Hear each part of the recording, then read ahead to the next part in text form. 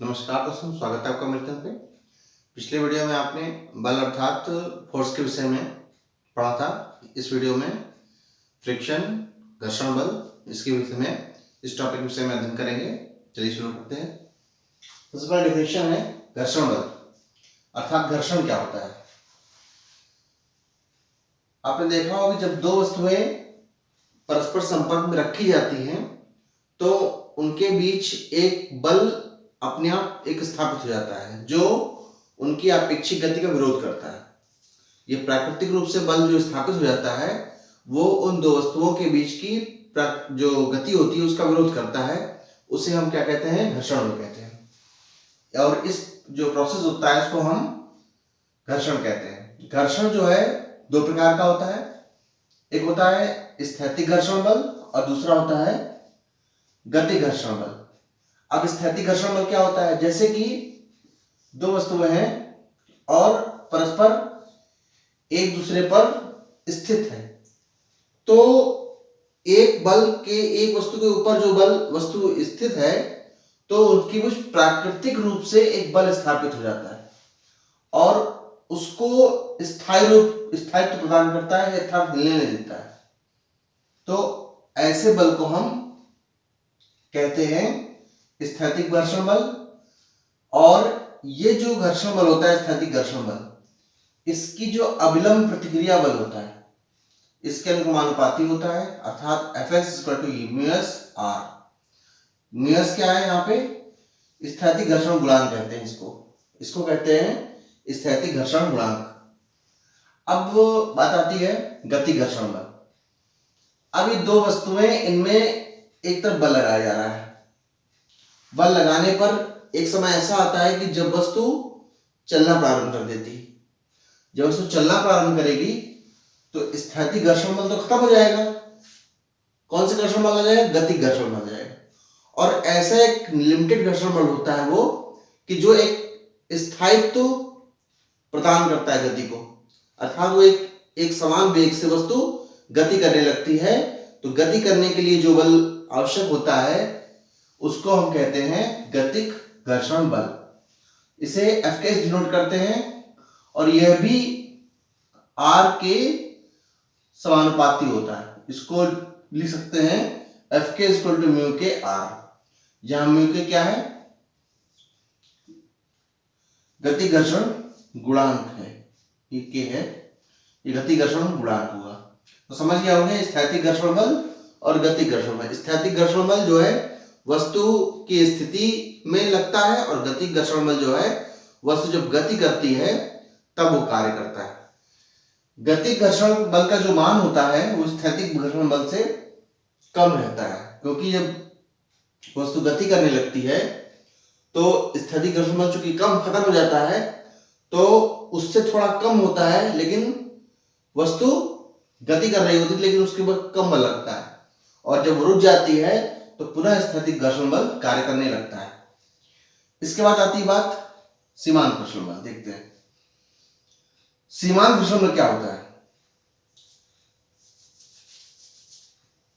जैसे कि मान लिया दो वस्तुएं हैं ये, अब एक के ऊपर एक रखी हुई है। अगर इस पर एक बल लगाए तो ये जो है इसको पीछे की ओर मतलब इसकी गति का विरोध करेगी, बल लगाएगी। अब अगर इसके बल F को बढ़ाते जाए एक समय ऐसा आएगा कि स्थैतिक घर्षण बल के बराबर हो जाएगा। और स्थैतिक घर्षण बल जैसे बराबर होगा वैसे वस्तु गति की अवस्था में गति नहीं करेगी, गति अवस्था में आ जाएगी अर्थात गति करना प्रारंभ करेगी। बस वही जो पोजीशन होती है उसी को हम कहते हैं सीमांत घर्षण बल। इसे FL से डिनोट करते हैं और ये FL जो है सीमांत घर्षण बल, सीमांत घर्षण की अवस्था में म्यूएल R के बराबर होता है, जहां R क्या है? अविलंब प्रतिक्रिया बल होता है। तो समझ गए होंगे कि जब वस्तु गति करने वाली होती है उस पोजीशन पे जो घर्षण बल का मान होता है वो स्थैतिक घर्षण बल के बराबर हो जाता है और वो पोजीशन कहलाती है सीमांत घर्षण बल की। इसके बाद है दो डेफिनेशन है, सर्पी घर्षण और लोटनी घर्षण।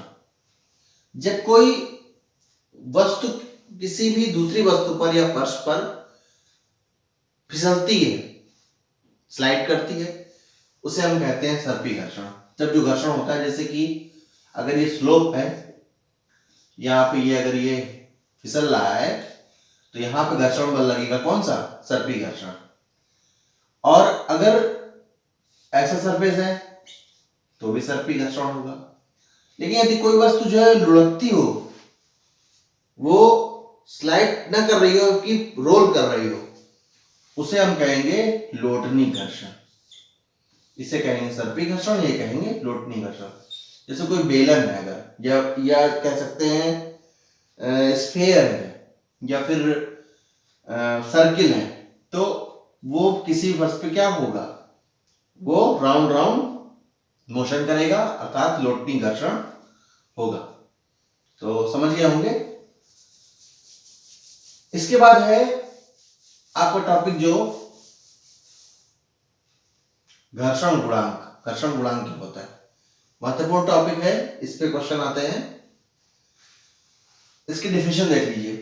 सीमांत घर्षण की अवस्था में अविलंब प्रतिक्रिया बल R और सीमांत घर्षण बल F के परिणामी तथा अविलंब प्रतिक्रिया बल के बीच बना कोण घर्षण कोण कहलाता है।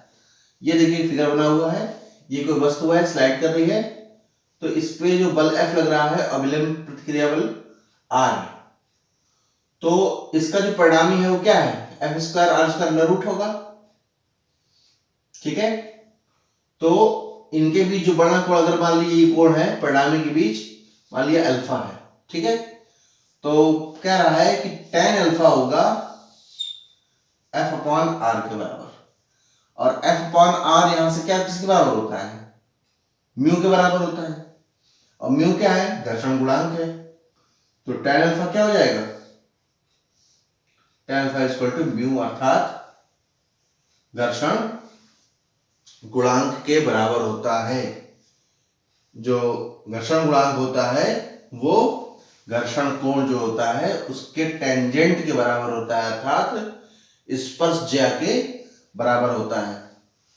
तो ये आप समझ गए होंगे कि जो अविलंब प्रतिक्रिया है और इसके बीच का परिणामी और इनके बीच बना कोण होगा, वो कहलाएगा क्या? घर्षण कोण। और ये घर्षण कोण का स्पर्शज्या जो है घर्षण गुणांक के बराबर होती है। ये आपका छोटा सा टॉपिक था घर्षण का, घर्षण बल का। और नेक्स्ट मिलते हैं नेक्स्ट वीडियो में। चैनल को सब्सक्राइब कर लीजिए, बेल आइकन प्रेस कर लीजिए, और रिक्वेस्ट है आपसे पूरा वीडियो देखा करिए। और मिलते हैं नेक्स्ट वीडियो में। नमस्कार।